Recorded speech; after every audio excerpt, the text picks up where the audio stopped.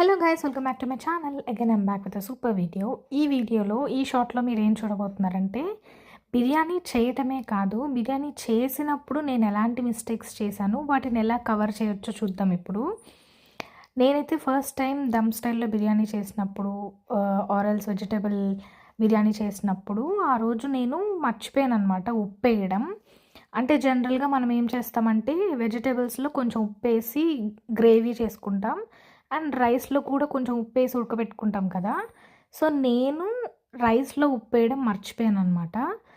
అలాంటప్పుడు ఏం చేయొచ్చు అంటే, మీరు గ్రేవీలో ఎంత ఉప్పు వేసినా రైస్లో ఉప్పు లేకపోతే ఇట్ డజంట్ టేస్ట్ గుడ్ అనమాట.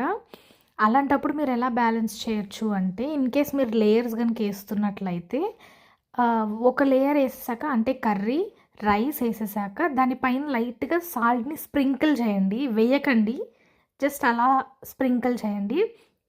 అలాగే నెక్స్ట్ లేయర్ వేసినప్పుడు నెక్స్ట్ లేయర్ స్ప్రింకిల్ చేయండి. This is the tip number 1.